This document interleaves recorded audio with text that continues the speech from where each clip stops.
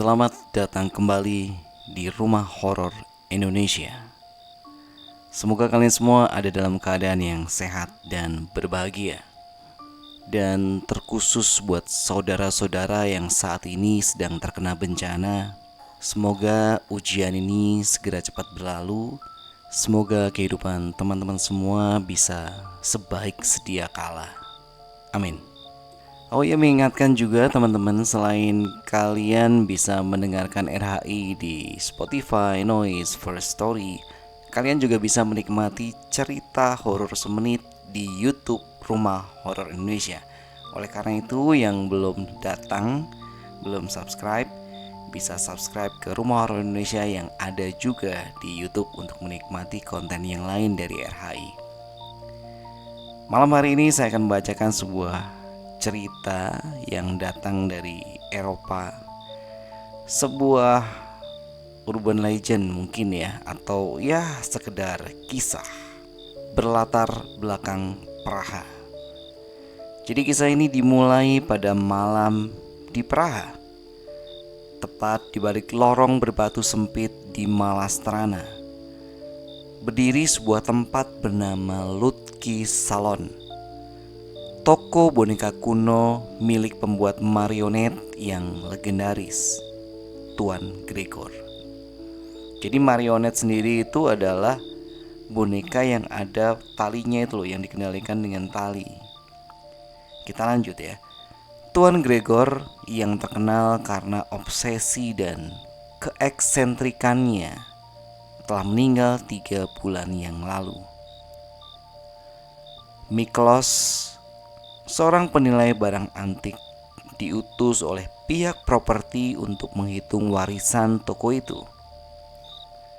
Singkat cerita, ketika ia tiba di depan pintu toko yang berdebu, ia menemukan cucu Tuan Gregor, Lena, yang sudah menunggu dari tadi.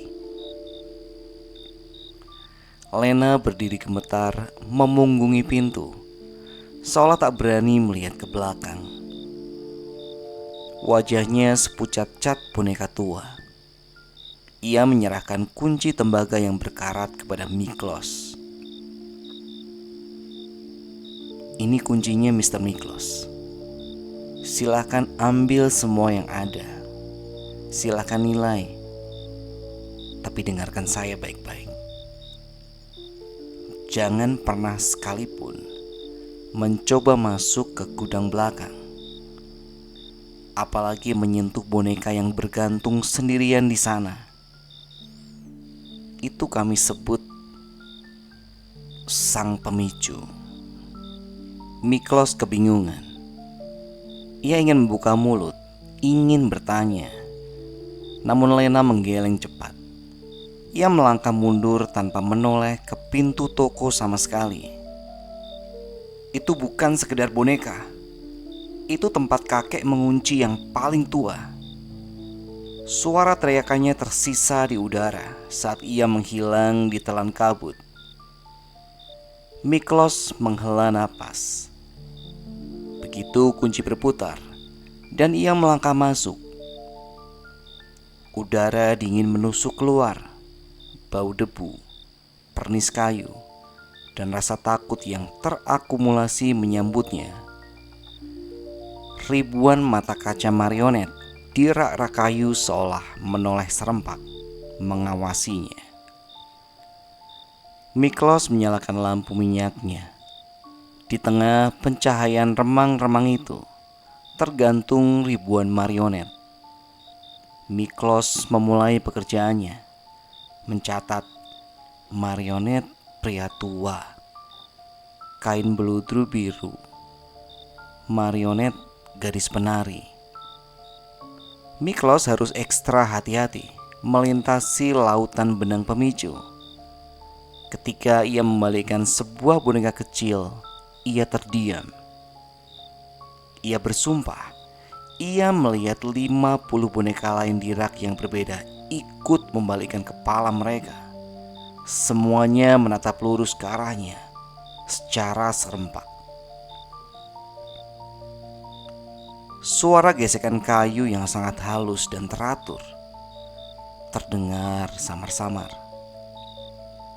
Miklos mencoba menenangkan diri. Tetapi ia tahu ini bukan kelembaban. Ia menemukan buku harian kulit tua milik Tuan Gregor, mencari petunjuk. Dan setelah membalik-balik halaman, di halaman terakhir ia menemukan motivasi gelap sang pembuat boneka. Oke, kita akan kembali atau flashback ke masa lalu di mana Tuan Gregor ini masih hidup ya. Tuan Gregor didiagnosis dengan penyakit mematikan. Ia tidak sanggup menerima kematian. Ia tidak takut pada neraka. Ia takut dilupakan. Jurnal itu mencatat upayanya untuk mengalahkan waktu. Tubuhku hanyalah debu, tapi jiwaku harus abadi. Aku telah menemukan kebenarannya. Jika satu jiwa terlalu besar untuk satu wadah, pecahlah ia menjadi wadah-wadah kecil. Satu boneka, satu kepinganku, 1000 boneka, 1000 tahun kehidupanku yang takkan pernah berakhir. Miklos menutup buku itu, menyadari kengeriannya. Bukan hantu biasa, tapi obsesi egois untuk abadi. Sesaat kemudian ia melihat ke sudut rak. Boneka yang baru ia catat sedang menghadap ke arah berlawanan. Miklos kembali. Boneka itu sudah kembali ke posisi awal. Iya, mereka sedang mempermainkannya. Rasa ingin tahu yang fatal mendorong Miklos.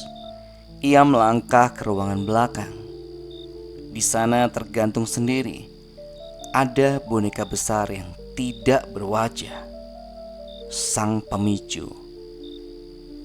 Begitu Miklos mengulurkan tangan ke tali pemicu tebal boneka itu, semua lampu minyak padam.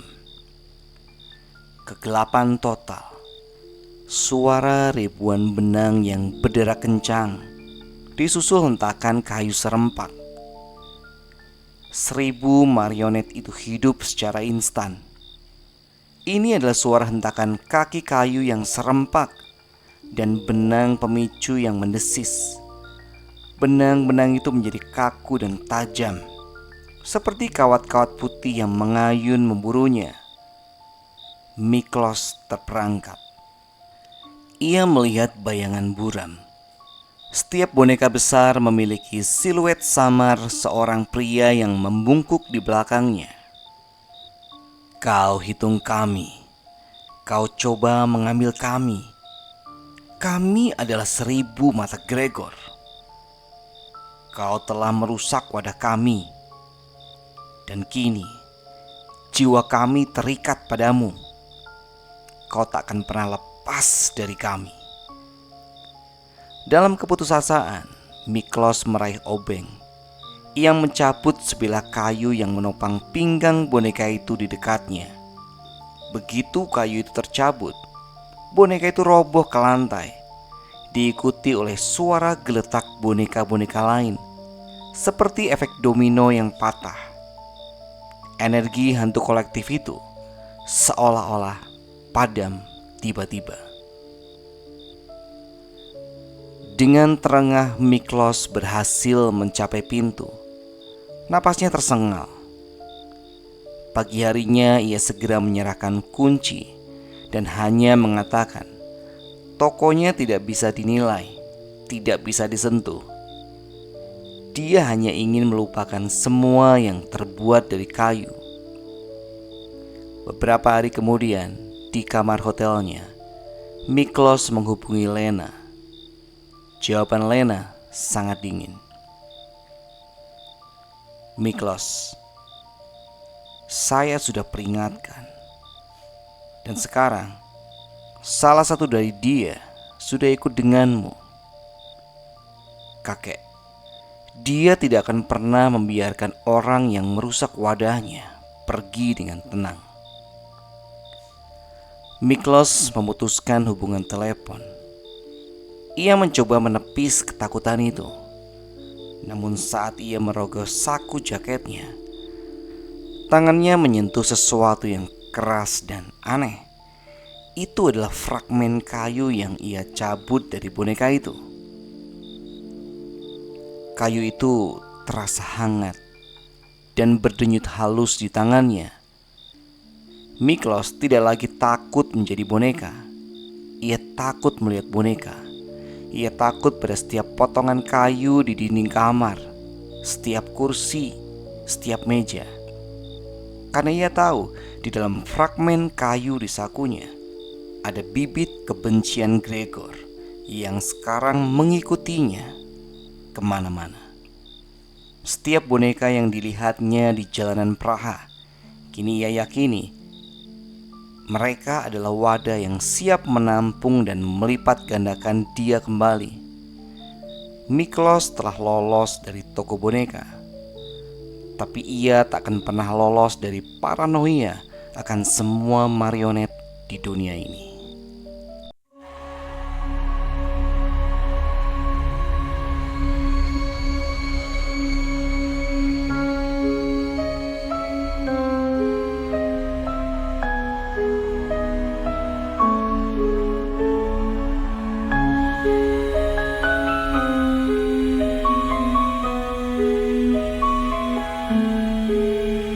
Ada bisik di tengah malam,